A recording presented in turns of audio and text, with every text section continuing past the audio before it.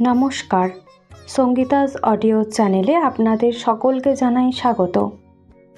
আশা করছি ঠাকুর ও মায়ের কৃপায় আপনারা সকলেই ভালো আছেন। আজ আমি আপনাদের সামনে রামকৃষ্ণ কথামৃতের আরেকটি পর্ব নিয়ে হাজির হয়েছি। আজ শ্রীম কথিত শ্রী শ্রী রামকৃষ্ণ কথামৃতের অন্তিম পর্ব। এর আগে রামকৃষ্ণ কথামৃতের সম্পূর্ণ অংশ একটি একটি পর্বে ভাগ করে ভিডিও করা আছে, আপনারা চাইলে শুনে নিতে পারেন। আজ বলবো শিমুলিয়া ব্রাহ্ম সমাজের মহোৎসবে রাম, কেশব, নরেন্দ্র প্রভৃতি ভক্ত সঙ্গে ঠাকুর শ্রীরামকৃষ্ণ। আজ শ্রীরামকৃষ্ণ শিমুলিয়া ব্রাহ্ম সমাজের সাংবাৎসরিক মহোৎসবে ভক্ত সঙ্গে আসিয়াছেন।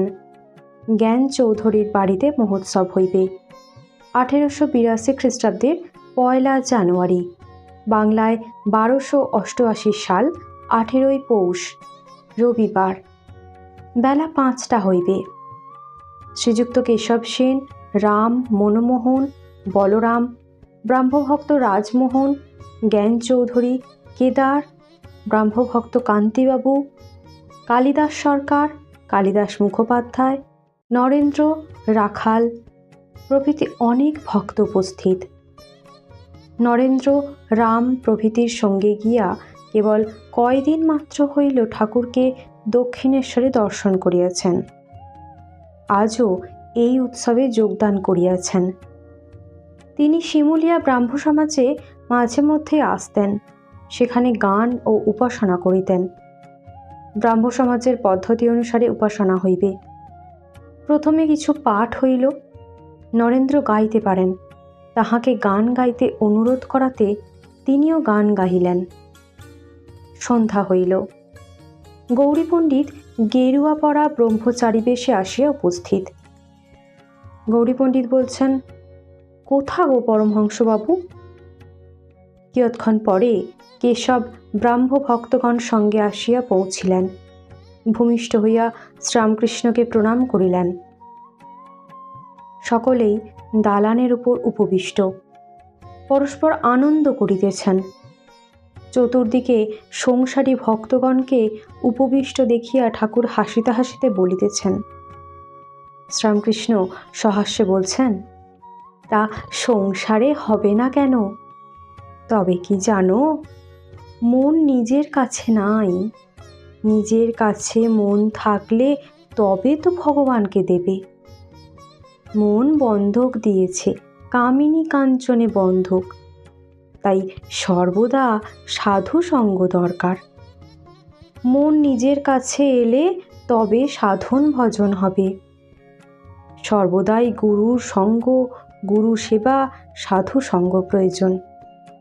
হয় নির্জনে রাত দিন তাঁর চিন্তা, নয় সাধু সঙ্গ। মন একলা থাকলে ক্রমে শুষ্ক হয়ে যায়। এক ভাঁড় জল যদি আলাদা রেখে দাও, সেটা শুকিয়ে যাবে।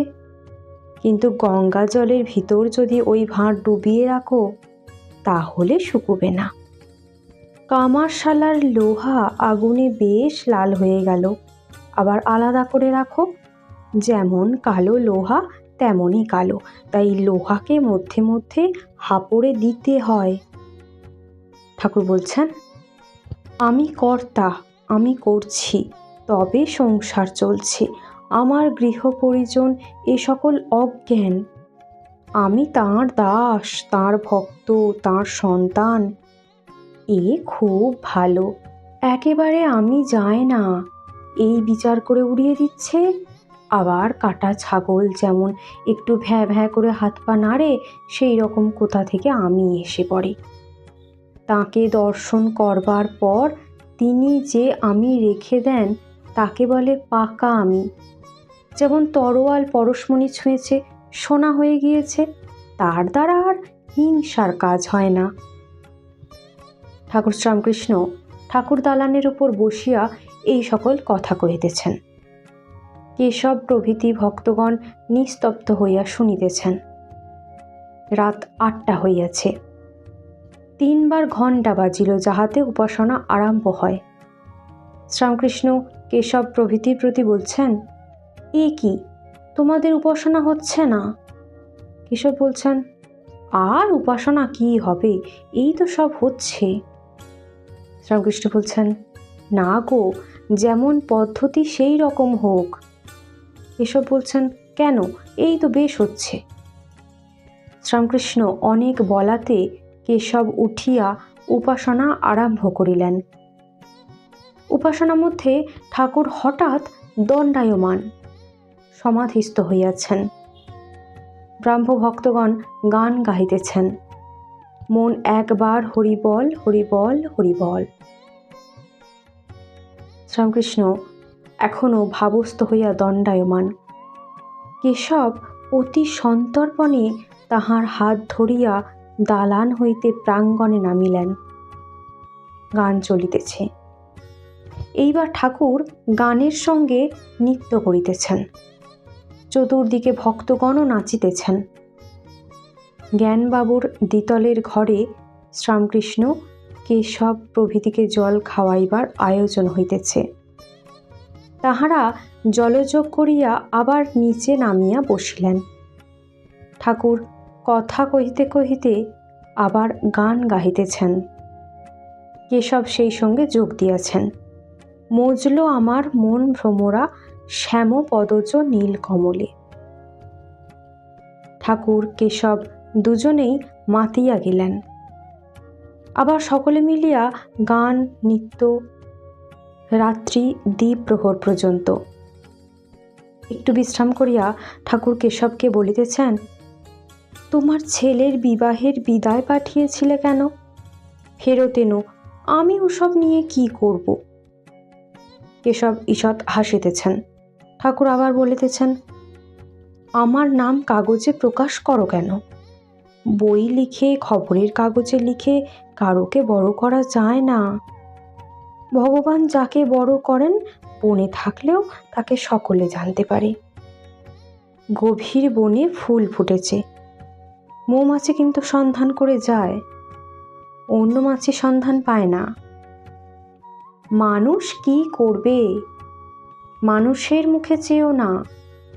লোক পোক যে মুখে ভালো বলছে, সেই মুখে আবার মন্দও বলবে। আমি মান্যগণ্য হতে চাই না, যেন দিনের দিন হীনের হীন হয়ে থাকি। শ্রীযুক্ত সুরেন্দ্রের বাড়িতে ঠাকুর শ্রীরামকৃষ্ণ যখন শুভাগমন করেন, আষাঢ় মাসের একদিন, 1881 খ্রিস্টাব্দ, তখন শ্রীযুক্ত কেশবের আসিবার কথা ছিল, কিন্তু তিনি আসিতে পারেন নাই। তিনি প্রথম পুত্র ও দ্বিতীয় কন্যার বিবাহ দেবার উদ্যোগ করিতেছিলেন। 1 শ্রাবণ 1881 খ্রিস্টাব্দের 15 জুলাই শুক্রবার কেশব তাহার জামাতা কুচবিহারের মহারাজার জাহাজে করিয়া অনেক ব্রাহ্ম ভক্ত লইয়া কলিকাতা হইতে সোমরা পর্যন্ত বেড়াইয়াছিলেন। পথে দক্ষিণেশ্বরে জাহাজ থামাইয়া পরমহংসদেবকে তুলিয়া লইলেন সঙ্গী হৃদয়। জাহাজে কেশব, ত্রৈলোক্য প্রভৃতি ব্রাহ্ম ভক্তগণ, কুমার গজেন্দ্র নারায়ণ, নগেন্দ্র প্রভৃতি। নিরাকার ব্রহ্মের কথা কহিতে কহিতে শ্রীরামকৃষ্ণ সমাধিস্থ হইলেন। শ্রীযুক্ত ত্রৈলোক্য সান্যাল গান গাহিতেছেন, খোল করতাল বাজিতেছে। সমাধি ভঙ্গের পর ঠাকুর গাহিতেছেন, শ্যামা মা কি কল করেছে। জাহাজ ফিরিবার সময় ঠাকুরকে দক্ষিণেশ্বরে নামাইয়া দেওয়া হইল। কেশব আহিরিটোলা ঘাটে নামিলেন। মসজিদ বাড়ি স্ট্রিট দিয়া পদব্রজে শ্রীযুক্ত কালীচরণ ব্যানার্জির বাড়িতে নিমন্ত্রণে যাইবেন। ঠাকুর, মা ও স্বামীজির চরণে প্রণাম জানিয়ে আমার কথামৃত পাঠের অনুষ্ঠান এখানেই শেষ করছি। আমার ভিডিও যদি আপনাদের ভালো লাগে, লাইক, শেয়ার এবং সাবস্ক্রাইব করবেন। আমার ভুল ত্রুটি মার্জনা করবেন। আপনাদের মতামত কমেন্টে জানাতে পারেন। সকলে ভালো থাকুন, সুস্থ থাকুন। ধন্যবাদ।